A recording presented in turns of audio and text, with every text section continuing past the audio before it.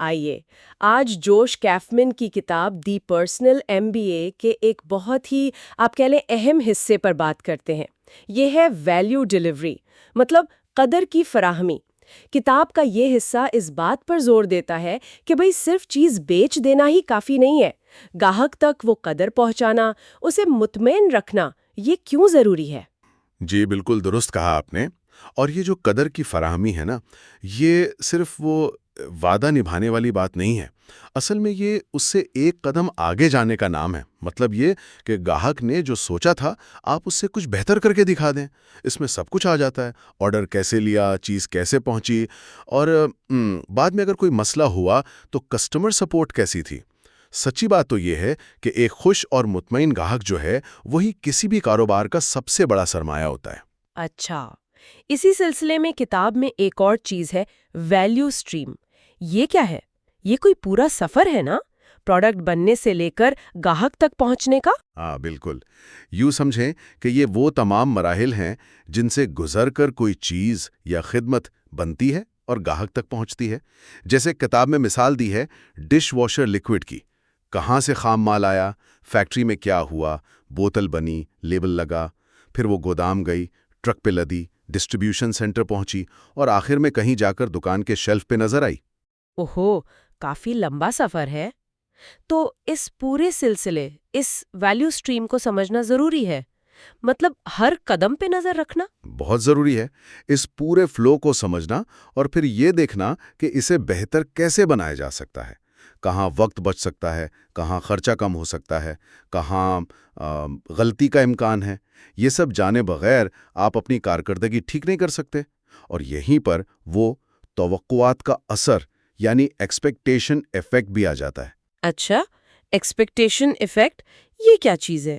دیکھیے، یہ بڑا دلچسپ تصور ہے۔ یہ کہتا ہے کہ گاہک کے لیے کوالٹی یا معیار کیا ہے۔ معیار صرف یہ نہیں کہ آپ کی چیز فی نفسہ کتنی اچھی ہے، بلکہ یہ کہ گاہک کی توقعات کے مقابلے میں وہ کیسی ہے۔ اس کا ایک فارمولا بھی ہے، معیار برابر ہے کارکردگی مائنس توقعات۔ معیار برابر ہے کارکردگی توقعات۔ کوئی مثال اس کی؟ جی، زیپوس کی مثال بہت اچھی ہے۔ وہ آن لائن جوتے بیچتے ہیں۔ اب وہ اپنی ویب سائٹ پہ یہ نہیں لکھتے کہ ہم اگلے دن ڈیلیوری دیں گے، لیکن اکثر وہ کیا کرتے ہیں کہ آرڈر کے اگلے ہی دن جوتے پہنچا دیتے ہیں۔ اب یہ جو غیر متوقع بونس ہے نا، یہ گاہک کی توقع سے کہیں زیادہ ہوتا ہے اور وہ بہت خوش ہوتا ہے۔ واو، یہ تو زبردست بات ہے۔ یعنی معیار صرف پروڈکٹ میں نہیں بلکہ پورے تجربے میں ہے۔ تو شاید اسی لیے پیش گوئی یا پریڈکٹیبلٹی بھی اتنی اہم ہے کہ گاہک کو پتا ہو کہ اسے کیا ملنے والا ہے، کب ملنے والا ہے۔ بالکل بالکل، گاہک کو مستقل مزاجی چاہیے، وہ بار بار ایک اچھا تجربہ چاہتا ہے۔ کتاب میں اس پریڈکٹیبلٹی کے 3 حصے بتائے گئے ہیں۔ پہلا ہے یونیفارمٹی، یعنی یکسانیت، مطلب ہر بار چیز ایک جیسی ملے۔ جیسے کوکا کولا ہے، آپ کہیں بھی پئیں، ذائقہ کم و بیش ایک جیسا ہی ہوگا۔ صحیح۔ اور دوسرا ہے کنسسٹنسی، یعنی مستقل مزاجی، وقت کے ساتھ معیار کا ایک جیسا رہنا۔ یاد ہے وہ نیو کوکس کی کہانی؟ لوگوں کو وہ پرانا مانوس ذائقہ نہیں ملا، وہ کنسسٹنسی ٹوٹ گئی تو وہ فلاپ ہو گئی۔ ہاں یاد ہے۔ اور تیسرا ہے ریلائبلٹی، یعنی قابل اعتمادی، کہ جو وعدہ کیا ہے وہ پورا ہو، بغیر غلطی کے، بغیر دیر کے۔ جیسے کتاب میں ایک پینٹنگ کمپنی کا ذکر ہے، شیراسنز۔ وہ اس لیے کامیاب ہوئے کیونکہ وہ ہمیشہ وقت پر بہترین کام کر کے دیتے تھے، جبکہ دوسرے ٹھیکیدار اکثر، آپ جانتی ہیں، ناقابل اعتبار ہوتے ہیں۔ تو یہ ریلائبلٹی ان کا بڑا پلس پوائنٹ تھا۔ سمجھ گئی۔ تو جب ایک بار آپ یہ سب ٹھیک کر لیں، مطلب قابل اعتماد طریقے سے ویلیو ڈیلیور کرنا شروع کر دیں، تو پھر اگلا قدم ہوتا ہے کاروبار کو بڑھانا، اسکیل کرنا۔ جی بالکل، اسکیلنگ۔ اس کے لیے بھی کتاب میں کچھ بنیادی تصورات ہیں۔ پہلا ہے ڈپلیکیشن، یعنی کسی ایک قیمتی چیز کو بار بار قابل اعتماد طریقے سے بنانا، جیسے ایک کتاب کی ہزاروں کاپیاں چھاپنا۔ ٹھیک ہے، ڈپلیکیشن۔ اور دوسرا ہے ملٹیپلیکیشن، یعنی صرف ایک چیز نہیں بلکہ پورے سسٹم یا عمل کو ہی نقل کر لینا۔ جیسے میکڈونلڈز ہیں یا سٹاربکس ہے، وہ ایک کامیاب ماڈل بناتے ہیں اور پھر ویسے ہی نئے آؤٹ لیٹس کھولتے جاتے ہیں۔ جیسے فرینچائزنگ۔ جی، کچھ ویسا ہی۔ और ये सिर्फ बड़ी कंपनियों के लिए नहीं है, कोई भी बिजनेस अपने कामयाब प्रोसेस को मल्टीप्लाई कर सकता है। और तीसरा तस्वर क्या था स्केलिंग में? तीसरा बस स्केल ही है, यानी आपके बिजनेस में कितनी सलाहियत है कि वो हुजूम बढ़ने पर डुप्लीकेट या मल्टीप्लाई कर सके।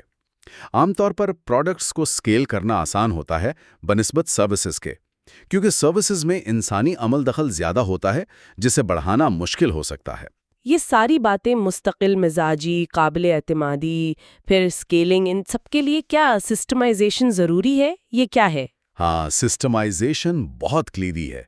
इसका मतलब है किसी भी काम को, किसी भी अमल को एक वाज़े, मुनज़्ज़म और दोहराए जाने के काबिल तरीक़ाकार या सिस्टम में बदल देना।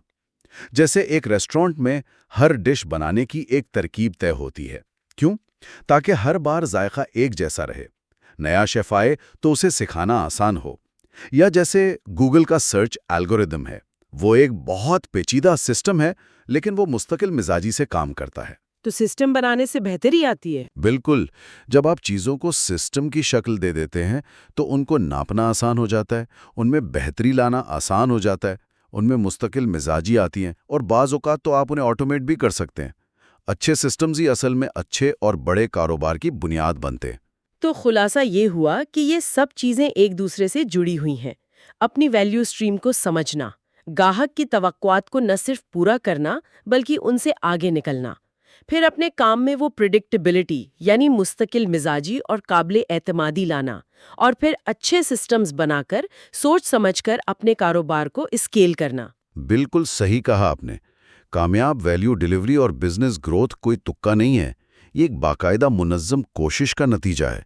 ये सारे तसव्वुरात, वैल्यू स्ट्रीम, तवक्कुआत का मैनेजमेंट, प्रिडिक्टेबिलिटी, स्केलिंग, सिस्टमाइजेशन, ये सब इसी मुनज़्ज़म कोशिश के औजार है। आज की इस सारी गुफ्तगू के बाद मेरे जहन में एक सवाल आ रहा है, क्या हम अपने रोजमर्रा के कामों को भी इसी नज़र से देख सकते हैं?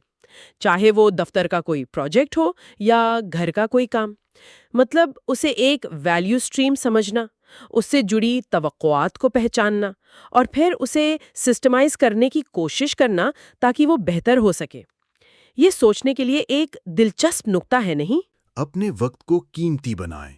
रोज नई किताबों के नॉलेज और सेल्फ ग्रोथ के लिए बुक कास्ट को सब्सक्राइब करें, वीडियो लाइक और शेयर करें, क्योंकि आपका एक शेयर किसी की जिंदगी बदल सकता है और ये आपका सबसे अच्छा काम होगा।